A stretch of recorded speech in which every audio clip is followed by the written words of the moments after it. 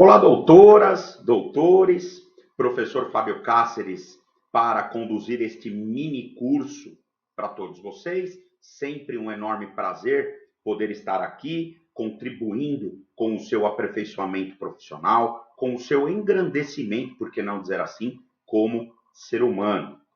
Muito bem. Qual é a proposta deste mini curso? E eu digo mini curso porque ele terá aqui em torno de 20 minutinhos para poder colaborar com vocês. É falarmos sobre ônus da prova.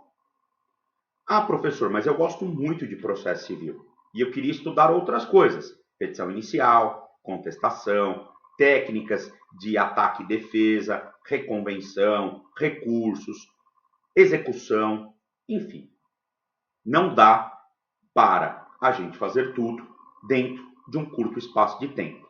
Mas é óbvio que eu não deixarei vocês desamparados nesse sentido. O que eu quero dizer? Que há no site do Legale, lá na aba Cursos de Extensão, isso é facultativo, você vai lá e adquire esse curso se você quiser, obviamente, senão você fica somente com o material deste curso de extensão, que também é algo fabuloso, vai agregar bastante à sua advocacia, ao seu trabalho, mas lá no site do Legale você vai encontrar um curso da minha autoria, curso bem completinho, bacana, com uma dinâmica das principais etapas do Código de Processo Civil, que é o curso Habilitação para a Advocacia Civil, ou Iniciação à Advocacia Civil. Eu não me recordo exatamente qual foi o nome lá, o título que o Legale colocou no site. Mas, enfim, vai lá, se você tiver esta oportunidade, pois lá nós temos uma carga horária gigantesca e a possibilidade de debatermos outros tantos temas prazerosos e importantes do processo civil que vão muito além deste, que é a questão da prova. Mas, professor, o que o senhor quer conversar com a gente sobre prova?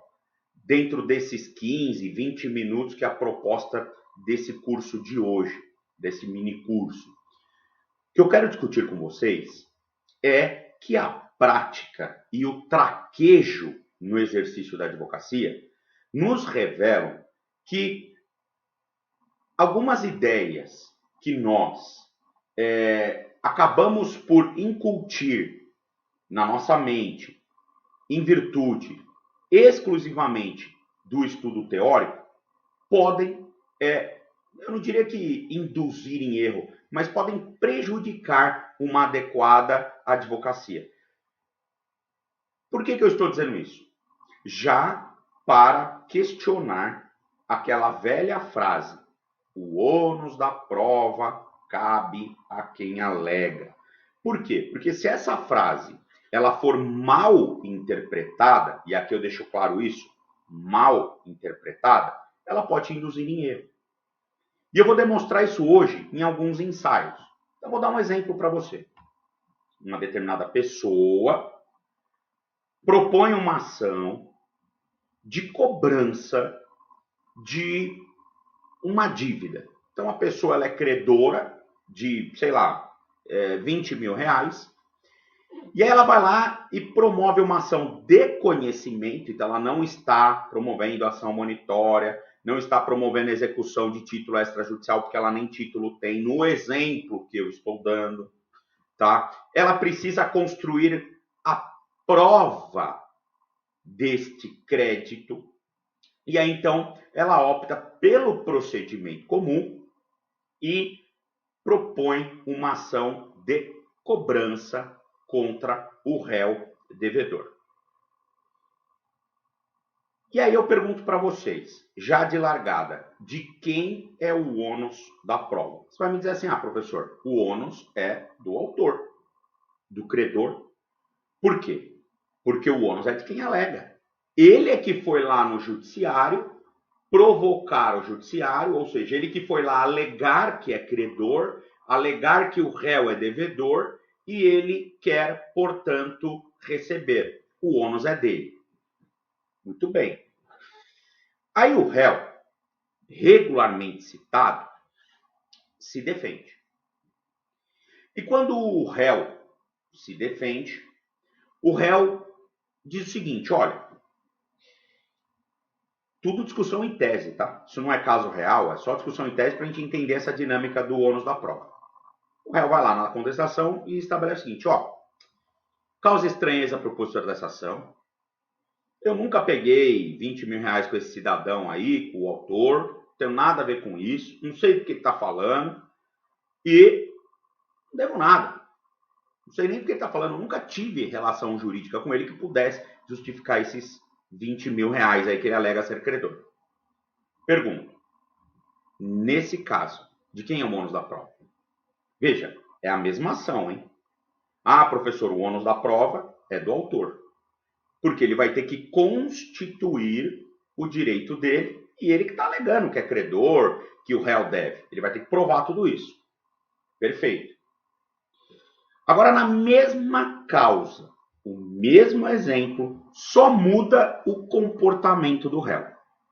O réu vem, se defende e diz o seguinte: olha, excelência, eu, de fato, fiz esse empréstimo com o autor lá no passado, ele me deu os 20 mil reais, não nego, ficou combinado que eu deveria pagar para ele esses 20 mil reais em X meses, eu cheguei a pagar 1 ou 2 meses, e aí, excelência, no terceiro mês eu me compliquei, mas nós sentamos, eu e o autor, e reorganizamos esse problema, de maneira que ele permitiu que eu saldasse essa dívida com ele até o ano XYZ, o que ainda não aconteceu, esse ano não chegou. Então, teoricamente, ele não deveria me cobrar agora, porque nós temos aqui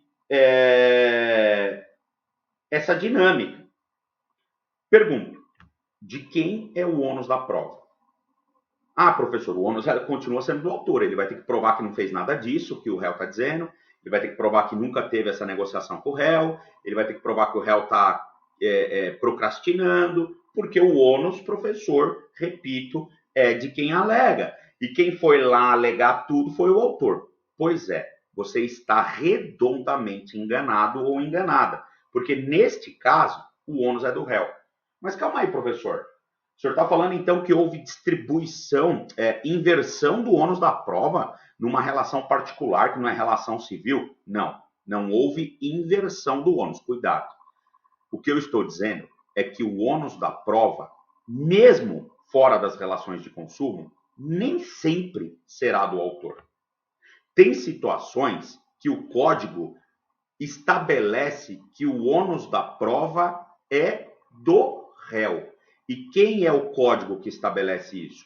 O Código de Processo Civil. Eu não estou nem falando de relação de consumo, tá? Porque lá na relação de consumo a dinâmica é diferente.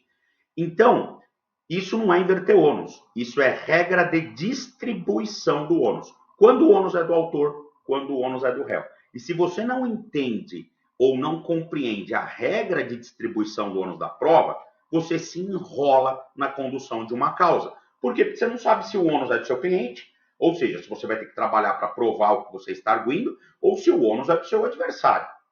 E quando você não sabe a regra do jogo, fica difícil sair vitorioso.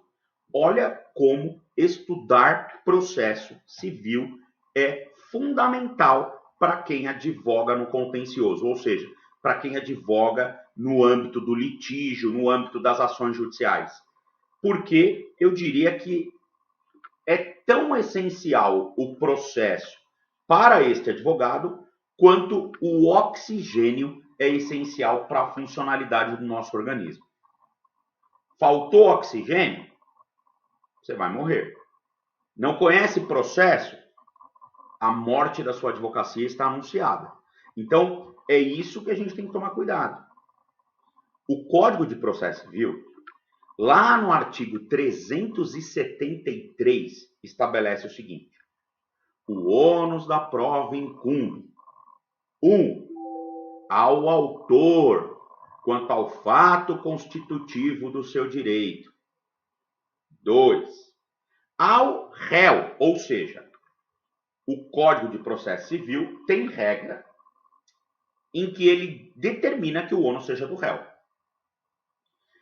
E nesse último exemplo que eu dei, o ônus da prova é do réu, não é do autor. Sabe por quê? Porque o réu apresentou uma defesa com elementos que podem ensejar na extinção do direito do autor, elementos que podem ensejar na modificação do direito do autor, ou elementos que possam ensejar no impedimento de exercício do direito do autor. É o famoso fato extintivo, ou modificativo, ou impeditivo. Eu tenho que ter os três necessariamente, professor, na contestação para que o ônus seja do réu? Não, basta um ou alguns deles. Se o réu trouxer um elemento exclusivamente impeditivo, o ônus é dele. Se o réu trouxer um elemento exclusivamente extintivo, o ônus é dele. Se o réu trouxer um elemento exclusivamente modificativo, o ônus é dele. Ah, mas ele pode trazer mais de um modificativo com um impeditivo? O ônus será dele. No exemplo que eu dei, olha o que o réu disse. Eu paguei 2 parcelas. Ou seja, 2 parcelas já extinguem parcialmente o direito do autor nessa fração. Então aqui ele vai ter que provar que pagou. Então o ônus é do réu. Olha o outro argumento que o réu trouxe. Nós repactuamos esse contrato. Fato modificativo. Repactuamos esse negócio, esse empréstimo. Quem vai ter que provar essa repactuação? O réu. Fato número 3 que o réu trouxe. A dívida foi postergada para uma data futura que ainda não venceu. Portanto, é um elemento que impede o autor de receber. Então, vejam que essa contestação que eu trouxe de exemplo, ela traz as 3 circunstâncias. Poderia trazer só uma delas.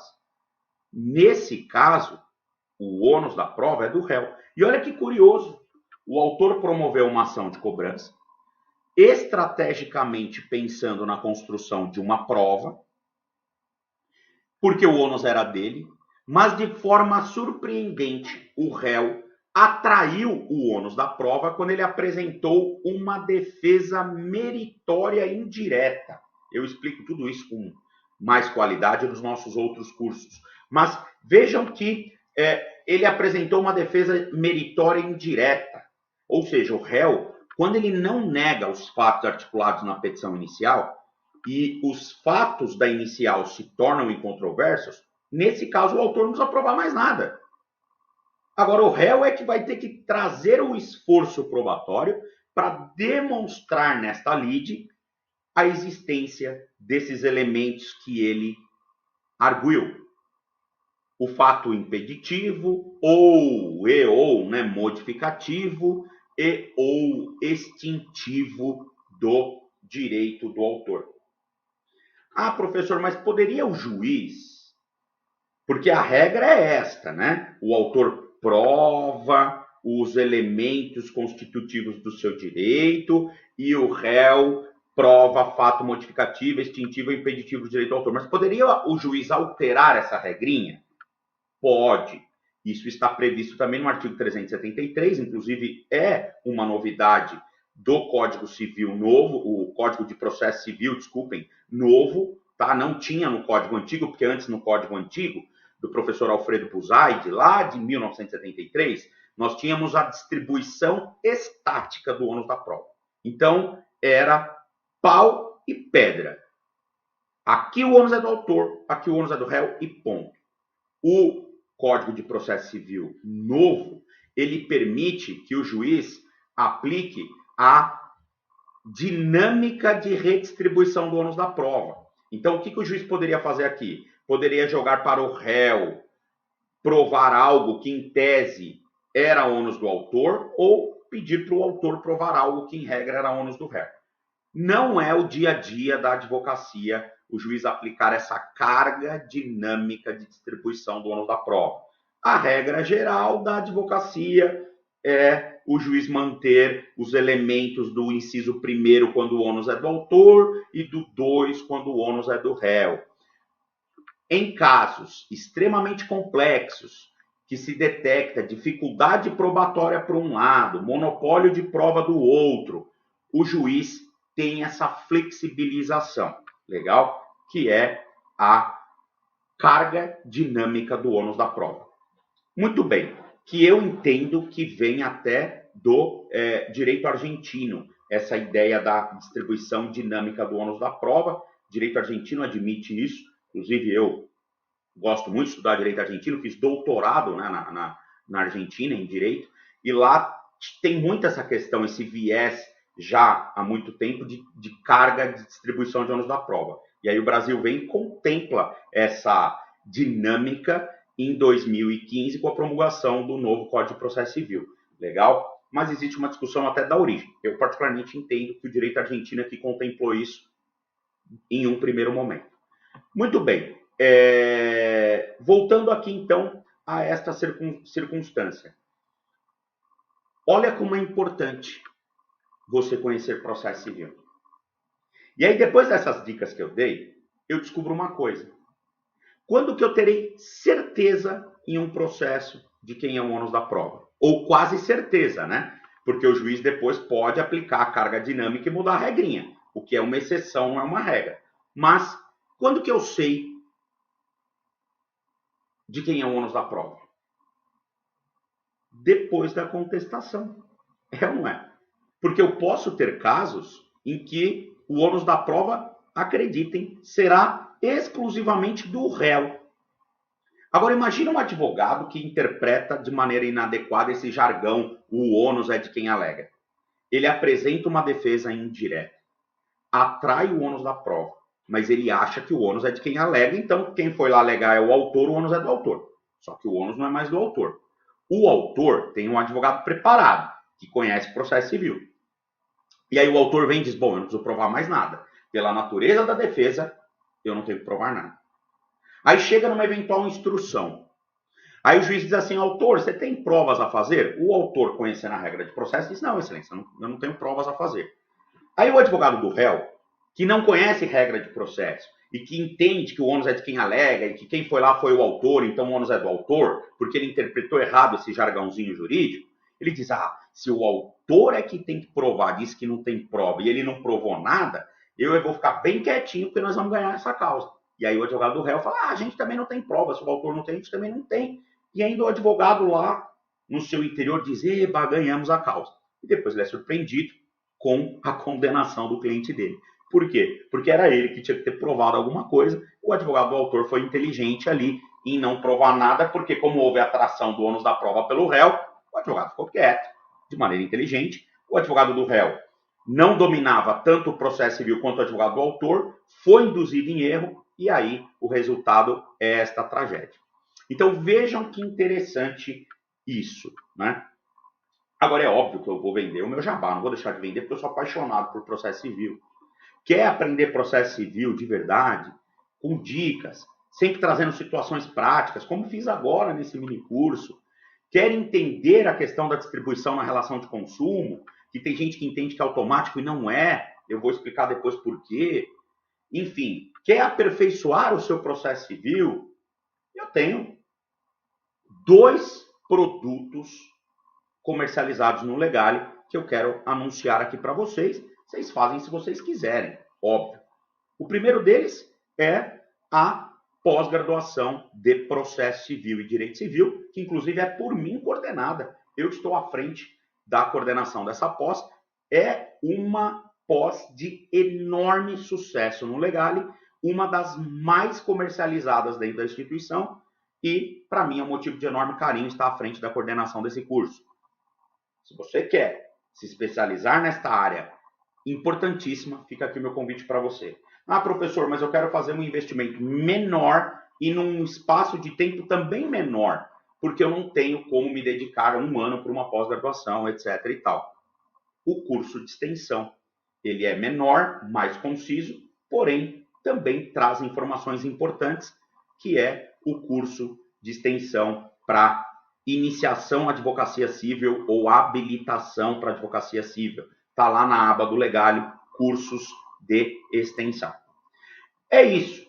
Espero revê-los em alguma outra oportunidade. Fiquem todos com Deus e obrigado pelo carinho e pela confiança.